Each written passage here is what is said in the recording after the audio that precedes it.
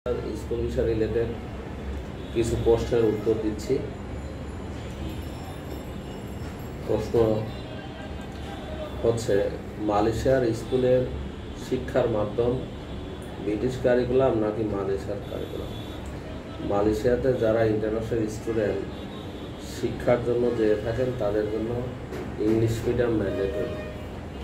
Malaysian curriculum এটা optional, প্রত্যেকটা স্টুডেন্টই শেখে, এটা নেটিভ দেশীয় কারিকুলাম, এটা শেখে, প্রত্যেক একটা সাবজেক্ট অন্তত থাকে। আর ম্যাক্সিমাম হচ্ছে ব্রিটিশ কারিকুলাম।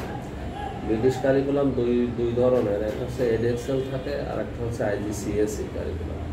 ঠিক আছে, অল স্টুডেন্ট ইংলিশ মিডিয়ামে ভর্তি হওয়া বাধ্যতামূলক। ওখানে মালয়েশিয়ান লোকাল যে প্রতিষ্ঠানগুলো রয়েছে পাবলিক, এগুলোতে বাঙালিরা বা ফরেনার, যে কোনো দেশের ফরেনাররা ভর্তি হতে পারে না।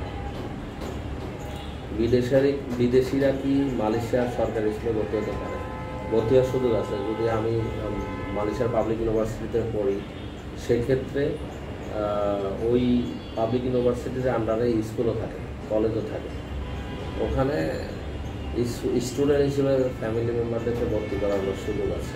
এছাড়া বাইরে থেকে যদি কেউ ভর্তি হতে চায়, প্রত্যেকটা পাবলিক স্কুলে ইন্টারন্যাশনাল স্টুডেন্টদের জন্য আলাদা সুযোগ রয়েছে, সেটা ওই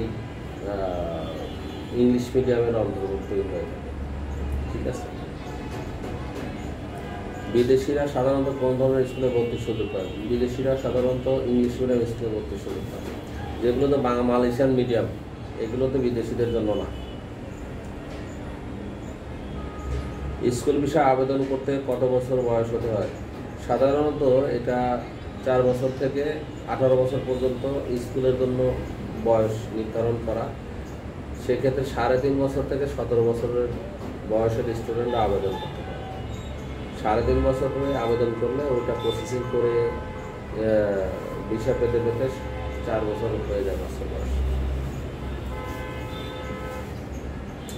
মালয়েশিয়ার স্কুল ভিসা কত দিনের বা কত বছরের আপনারা সাপোর্ট দিয়ে থাকেন? স্কুল ভিসার সাপোর্টটা অতদিন পাবে যতদিন সে 18 বছর পর্যন্ত তার বয়স হবে না। 4 বছর থেকে 18 বছর পূর্ণ হওয়া পর্যন্ত স্কুল ভিসা পাবে। আর স্কুল ভিসা সাপোর্ট বলতে সে টিউশন ফি দেবে, আমরা তার ভিসা সাপোর্ট দিব। সে টিউশন ফি দেবে না, হারায় যাবে, তার কেউ ভিসা দেবে না। মালয়েশিয়ার স্কুল ভিসা কত দিনে? বাচ্চার সাথে অভিভাবক কত বছর পর্যন্ত ভিসা পাবে? 18 বছর পূর্ণ হওয়ার সাথে সাথে অভিভাবক বাচ্চা থেকে ডিটেলস হয়ে যাবে। 17 বছর 11 মাস 29 দিন পর্যন্ত অভিভাবক ভিসা পাবে। ঠিক আছে, 18 বছর পূর্ণ হওয়ার সাথে সাথে সে অ্যাডাল্ট হয়ে যাবে, সে আর শিশু থাকবে না, তখন বাবা মার ভিসা পাবে না, বাবা অথবা মা। বাচ্চার সাথে বাবা মা দুজন একসাথে যেতে পারবে। বাচ্চার সাথে মা ভিসা পায় বা বাবা ভিসা পায় এই জন্য যে বাচ্চা নিজে নিজে চলতে পারে না, তাই মাকে ভিসা দেয় তার টেক কেয়ার করার জন্য। মানে স্কুল তো 3-4 ঘন্টার জন্য, 24 ঘন্টা দেখবে কে, এই জন্য মাকে ভিসা দেয়।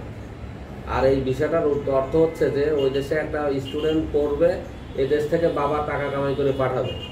আর বাবা মা দুজন যাওয়া মানে কি, ওই দেশ তো টাকা ইনকাম করবে না, ওরা ওই দেশের উপর তো ইনকাম করে ওই দেশে চলবে। তাহলে তো আর মালয়েশিয়া তার দিয়ে রেমিটেন্স আয় করলো না, সে উল্টা মালয়েশিয়ার বোঝা হয়ে গেল। আর এখানে ইন্টারন্যাশনাল স্টুডেন্ট নেওয়ার উদ্দেশ্য হচ্ছে, মালয়েশিয়া হোক, আমেরিকা হোক, কানাডা হোক, আমরা যেমন বিদেশ থেকে রেমিটেন্স পাঠাই, বিদেশিরাও তো আমাদের থেকে রেমিটেন্স নেয়। যেমন পৃথিবীতে যত লোক বাংলাদেশ থেকে রেমিটেন্স নেয়, 1 নম্বর ভারত। ভারতের দেশ থেকে মিলিয়ন বিলিয়ন ডলার প্রতি মাসে রেমিটেন্স নিয়ে যাচ্ছে। আমরা যে বিদেশে পড়ালেখা করি, এদেশ থেকে টাকা পাঠাই, ও দেশের ওটা রেমিটেন্স, এডুকেশন ফি হিসেবে ঢোকে, এটা তাদের আয়। আর বাবা মা সহ ঢুকলে কী করবে? তারা তো এই দেশে থাকলো না, তাহলে আয় করবে কোথায় বসে? মালয়েশিয়ায় বসে। মালয়েশিয়ায় বসে আয় করে মালয়েশিয়ায় পড়ালেখা করলো। সরকারের উদ্দেশ্য তো সেটা না, তার মানে উদ্দেশ্য ব্যাহত হলো। দ্বিতীয়ত হচ্ছে, বাচ্চার সঙ্গে বাচ্চার মাকে ভিসা দেবে without condition.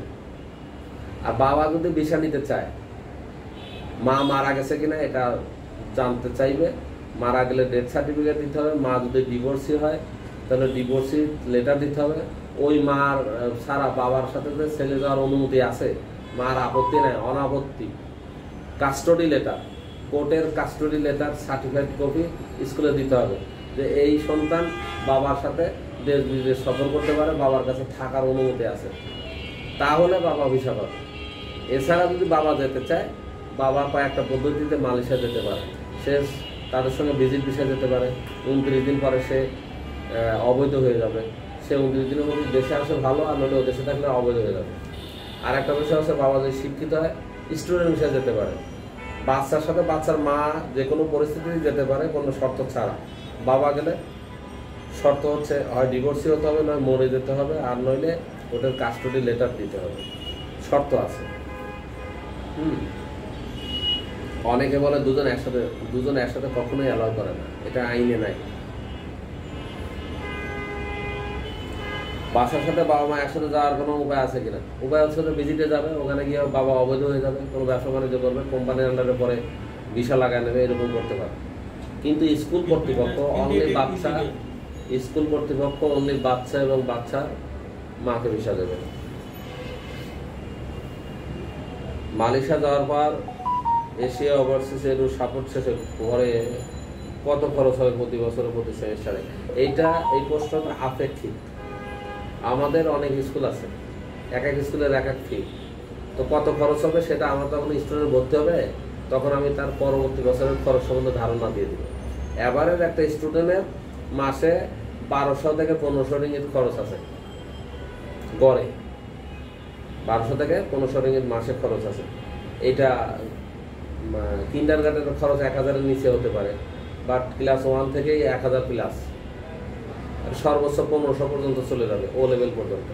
Class by class যত আপগ্রেড হবে খরচ কিছুটা বাড়বে। একসাথে 2 বাচ্চা গেলে কি কি ছাড় আছে, আর মার খরচ কত হবে? কিছু প্রশ্ন জবাব হয় না। কার খরচ কত হবে, বাচ্চার খরচ কত হবে, সব যদি আমি বলে দেই যে এটা আলু 25 টাকা, পটল 20 টাকা, টমেটো 40 টাকা, হিসাব করবে 90 টাকা, আমি 95 টাকা, 95 টাকা দেবে? 5 টাকা বেশি দিব কেউ? তো মার খরচ কত, বাচ্চার খরচ কত, এটা আলাদা আলাদা ভেঙে দেওয়ার কিছু নাই। এটা আমি টোটালি 1 বছরের খরচ 10 টাকা, তুমি 2 টাকা বাকি রাখতে পারবো, 8 টাকা দাও। 8 টাকার মধ্যে আমার 1 টাকা লাভ না, 10 টাকা লাভ না, 8 টাকা পুরা লাভ, এটা আমার কথা। ঠিক আছে, আমি কয় টাকা লাভ করি এটা আমার একান্ত ব্যক্তিগত ব্যাপার। তোমার ফ্যাসিলিটি দিচ্ছি কিনা, তুমি সস্তায় পাচ্ছ কিনা, তোমার টার্গেট ফিল আপ হচ্ছে কিনা, এটাই তোমার ব্যাপার। ঠিক আছে, আমি 9550 রিঙ্গিত বেশি ভ্যাল, আবার অনেক সময় 10,000 রিঙ্গিত বেশি, আবার সুযোগ পাইলে আমি কোনো স্টুডেন্টের যদি ডকুমেন্টস প্রবলেম থাকে তারে 2500 যোগ করি। কারো যদি ডকুমেন্টস সমস্যা থাকে, ভ্যাল কন্ট্যাক্টে করতে হয়, তারা আরও 2500 যোগ করি, কারো 12,500 নেই, কারো আবার 9,000 রিঙ্গিতও নেই। কারো ভালো লাগলে আমি 5,000 রিঙ্গিতও মালয়েশিয়া পাঠাই, এটা আমার ব্যাপার। কারে কয় টাকা মালয়েশিয়া পাঠাবো, ডিসিশন আপ টু মি। ঠিক আছে, এটা স্পেশাল কার কত খরচ এটা বলা যাবে না। শুধু এটাই যে ভিসার দাম 5,500 টাকা, টিকিটের দাম 40,000 টাকা, কমলে তোমার বাড়লো, তোমার রিঙ্গিতের দাম 25 টাকা, কমলে তোমার বাড়লো। আমি ইউনিভার্সিটি কত রিঙ্গিত দিতেছি, 9,500 রিঙ্গিত নিচ্ছি, সে আমি কত রিঙ্গিত ইউনিভার্সিটি দিচ্ছি, কত রিঙ্গিত আমার কাছে রাখতেছি, this is not the headache of another guy. ঠিক আছে, 4 বছরের নিচে বাচ্চা গেলে কি কি খরচ? এখন 4 বছরের নিচে বলতে কি 2 বছর 3 বছরের বাচ্চা ভর্তির সুযোগ আছে। এক্ষেত্রে ওই বাচ্চাগুলো পোষা পায়খানা করে, এগুলো পোষা পায়খানার খরচ পর্যন্ত নিয়ে নেয়, তখন এই খরচটা হয়ে যায় নর্মাল খরচের চেয়ে 2-3 গুণ বেশি। 2 বছর 3 বছরের একটা বাচ্চা আমি ভর্তি করতে পারবো, এটা খরচ হবে প্রায় 30-40 হাজার রিঙ্গিত, মানে নর্মাল খরচের চেয়ে 2-3 গুণ বেশি। কেন? ও ওই 2-3 ঘন্টা ক্লাসে থাকবে, ও 2 বার প্রস্রাব করবে, 3 বার পায়খানা করবে, এটা পরিষ্কার করার জন্য আলাদা আয়া আছে, স্কুলে এটা দায়িত্ব নেবে, এটা মা না, ভিতরে নিয়ে যাবে, তখন আর মার কোনো ভূমিকা নেই, পোষা পায়খানা খাওয়া দাওয়া সবই করবে। সেক্ষেত্রে বাচ্চার ইন্টারভিউ নেবে, বাচ্চার মার ইন্টারভিউ, তোমার বাচ্চা দিনে কয়বার পায়খানা করে, ও চিন্তা করবে যে 4 ঘন্টা স্কুলে থাকবে, এর মধ্যে 2 বার পায়খানা করে, তো খরচ একরকম, ওই ইন্টারভিউর মধ্যে ও হিসাব করে ফেলবে। পায়খানা পরিষ্কার করতে 3 বার, দিস ইজ নট ফ্রি। আমাদের দেশে কিন্তু অনেক কিছুই ফ্রি, কিন্তু বাইরের দেশে অনেক কিছু ফ্রি না, 1 বোতল পানিও ফ্রি না। ইভেন একটা ফাইল পাঠালে আগে অ্যাপ্লিকেশন ফি কেন দিতে হয়? অ্যাপ্লিকেশন ফি মানে আমি যে ডকুমেন্টসগুলো দিলাম, এই ডকুমেন্টসগুলো প্রিন্ট করতে হয়, তো প্রিন্ট করবে কার টাকা? ওর টাকা আছে, ওর টাকা দিয়ে প্রিন্ট করবে? আমরা তো একটা প্রিন্ট দিয়ে দেই হুট করে, নন প্রফেশনাল। আমরা 4 জন একসাথে খাইতে বসে একজন বিল দিয়ে দিই, এটা non professional. But professional system হচ্ছে 5 জন 5 জনের মতো করে খাবে এক টেবিলে ঠিকই, কিন্তু বিল 5 জন দেবে, তাইলে পরের দিন বসবে, তারপরের দিনও বসবে। আর আমরা একদিন 5 জনের বিল দেই, পরে আর 2 সপ্তাহ বসি না। এই আমাদের ফ্রেন্ডশিপ, আমরাই নষ্ট করি আবেগ দিয়া বিদেশে কোনো চলে না। বিদেশে অভিজ্ঞতা এবং বাস্তবতা। বাচ্চার বাবা মালয়েশিয়া থাকে, রিঙ্গিত লেনদেন ডাইরেক্ট ছিল। যদি যে কোনো স্টুডেন্ট, যে উনি বললো যে 5,000 রিঙ্গিত আমি পাঠিয়ে দিচ্ছি, বাংলাদেশে টাকা দিলে আমার সমস্যা নাই, মালয়েশিয়া দিলে আমার সমস্যা নাই। মালয়েশিয়া যদি কেউ দিতে চায় আমি মালয়েশিয়ার অ্যাকাউন্ট দিয়ে দেবো, এখানে দিতে চাইলে আমার অ্যাকাউন্ট দিয়ে দেবো, ঠিক আছে। আমি যখন মালয়েশিয়া যাবো 2 সপ্তাহের মধ্যে মালয়েশিয়ার অ্যাকাউন্ট হয়ে গেলে আমি মালয়েশিয়ার অ্যাকাউন্ট, আমার অ্যাকাউন্টই মালয়েশিয়ার অ্যাকাউন্ট হয়ে গেলে তখন আমারটাই দিয়ে দেবো। ডিরেক্ট স্কুলে যদি দিতে চায় আমি তার স্কুলের অ্যাকাউন্ট দিয়ে দিব, ঠিক আছে। যদি কেউ প্রতিষ্ঠানের অ্যাকাউন্টে দিতে চায় প্রতিষ্ঠানের অ্যাকাউন্ট দিয়ে দিব, সমস্যা নেই।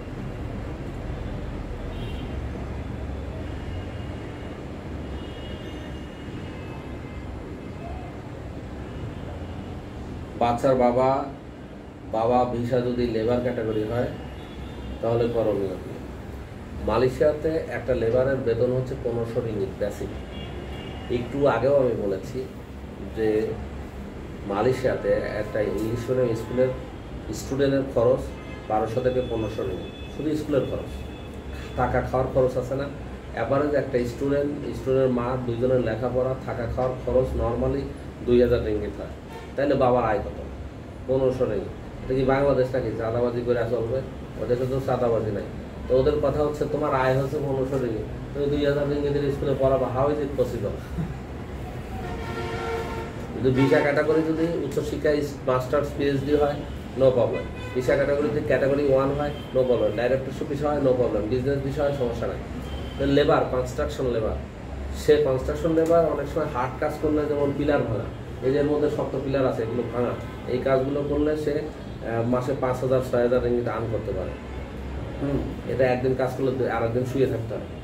এরা ব্যথার ওষুধ খায়, এদের হাতগুলো লোহার মতো শক্ত, ও হাত দিয়ে লোহা বাঁকা করে ফেলতে পারে, এত বড় শক্ত হাত।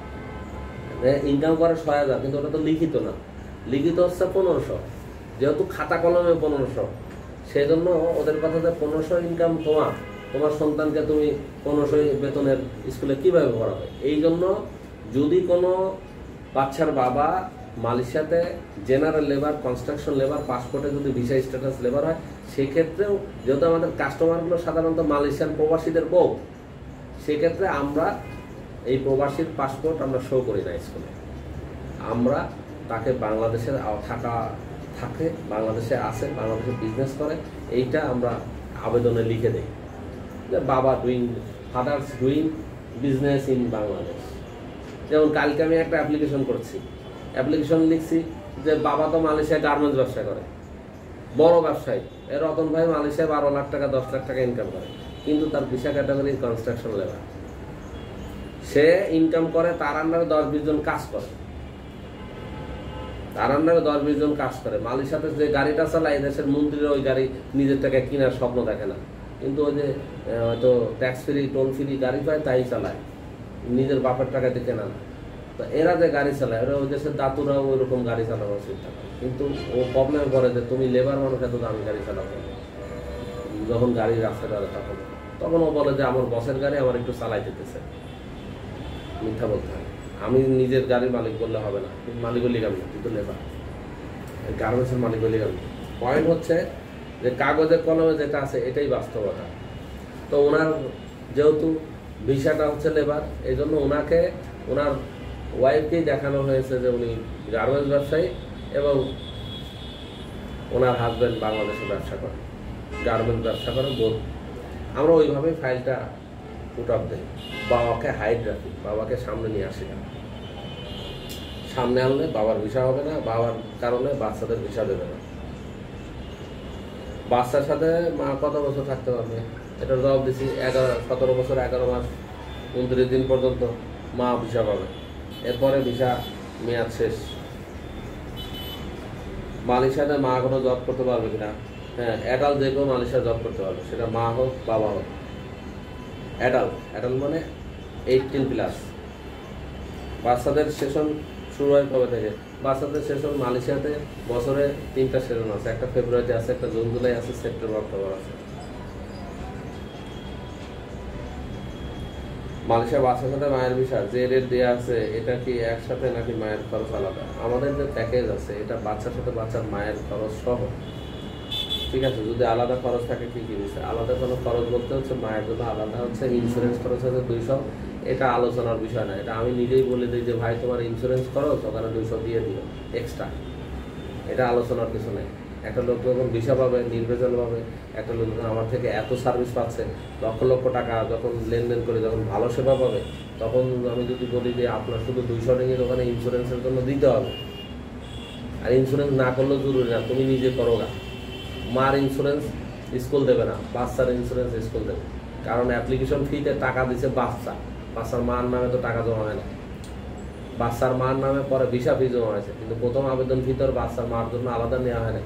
এই জন্য 200 রিঙ্গিত ওখানে এক্সট্রা স্কুলে দিলে স্কুল ইন্স্যুরেন্স কোম্পানির সাথে কমিউনিকেশন করে ইন্স্যুরেন্স করে দেবে। আর যদি বলে যে আমার নিজের রাস্তা আছে করার, করে নেবে নিজে, সমস্যা নেই। ইন্স্যুরেন্সটা এই জন্য করবে সে একবারে 25,000 রিঙ্গিতের চিকিৎসা সাপোর্ট পাবে।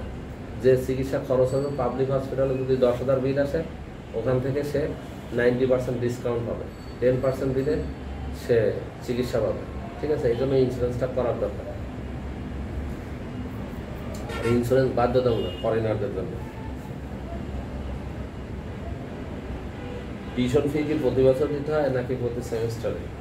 কোন ক্লাসের টিউশন ফি কত? আমরা ক্লাসের টিউশন ফি নর্মালি 1,000 থেকে শুরু হয় কিন্ডারগার্টেন, মাসে 1500-1600 দিয়ে শেষ হবে, এটা সর্বনিম্ন খরচ। কোনো কোনো প্রতিষ্ঠানে, এটা তো আমরা যেটার কথা বলছি অনেক কম খরচ, কিছু কিছু প্রতিষ্ঠানে 1 লক্ষ 1.5 লক্ষ রিঙ্গিত আছে বছরের খরচ, কিছু আছে 6 লক্ষ রিঙ্গিতের স্কুল আছে।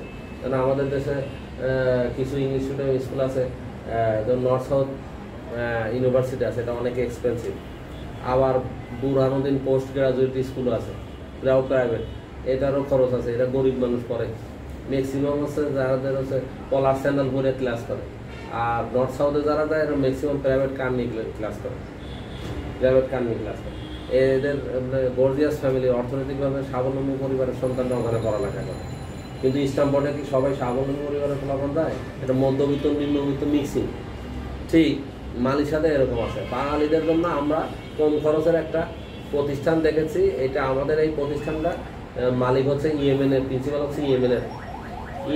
এখানে ইয়েমেনের যেহেতু সারা বিশ্বের মুসলমানদের অনেক অনুদান আছে এদের এখানে, সঙ্গত কারণে টিউশন ফিটা কম। আদারওয়াইজ এটারও টিউশন ফি অনেক, মূলত অনেক, এটা ওখানে ছাড় আছে, স্কলারশিপ আছে, এই জন্য কম খরচে যেতে পারে। কিন্তু একটা ইংলিশ মিডিয়াম স্কুলের খরচ আছে, আমাদের যে খরচ এখন দেখাচ্ছে এটা 3-4 গুণ বেশি। এই প্রতিষ্ঠানের বাইরে অন্য যে কোনো একটা স্কুলে গেলে 3 গুণ খরচ বেড়ে যাবে। আমার এখানে 123টা স্কুল আছে, একটা স্কুল ছাড়া বাকি 122টার মধ্যে সর্বনিম্ন 2 নম্বরে যেটা খরচ সেটাও 3 গুণ বেশি খরচ। বাঙালিরা এত খরচ দিয়ে যেতে পারে না। 4 লাখ 5 লাখ টাকা যে দুজন মালয়েশিয়া যাবে তাই তারা অস্থির হয়ে যায়, বলে আরও সস্তা নাই। টিউশন ফি স্টুডেন্ট প্রথমে দেবে, আমরা যেটা নিব অ্যাপ্রক্সিমেটলি 80% নিয়ে মালয়েশিয়া পাঠাবো, 20% ডিউ থাকবে, এটা সে পরে 4 মাস পর 8 মাস পর 10% করে দেবে। পরের বছরে গিয়ে সে তো রানিং স্টুডেন্ট, সে 12 মাসের ফি 3 মাস করে দিতে পারে, 6 মাস করে দিতে পারে, 4 মাস করে দিতে পারে।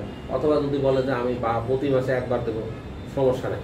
স্কুল তার ব্যালেন্স জমা না হলেই গেল, মাসেরটা মাসে দিতে পারে, 3 মাসে একবার দিতে পারে, 4 মাসে একবার দিতে পারে, 6 মাসে একবার দিতে পারে, বছরে একবার দিতে চাইলেও দিতে পারে। হ্যাঁ, বছরে একবার যদি পুরো বছরের ফিকেও দিয়ে দেয়, সেক্ষেত্রে 5% থেকে 10% একটা ডিসকাউন্ট হয়ে যাবে, যেহেতু পুরো টাকাটা একবারে পেয়ে যাচ্ছে, স্কুলে এইটা সুযোগ দেয়। আর একসঙ্গে 2টা বাচ্চা ভর্তি হলে স্কুল 2টা বাচ্চা দিলে 5% দেয়, সেকেন্ড থার্ড বাচ্চা হলে পরে 7% দেয়, কখনো চতুর্থ বাচ্চাদের একসাথে করতে হয় 10% দেয়। এই ছাড়টা আমাদের হাতে না, ওখানে যাওয়ার পর এমনি এই ছাড়টা তার অ্যাকাউন্টসের সাথে অ্যাডজাস্ট হয়ে যায়। যেমন 2টা বাচ্চার যদি 10,000 20,000 টিউশন ফি হয়, একটা বাচ্চার 5% ছাড়লো, তো 5% কত আসে? 5% কত আসবে? 10,000 5% কত আসে? 50 রিঙ্গিত নাকি 500 রিঙ্গিত?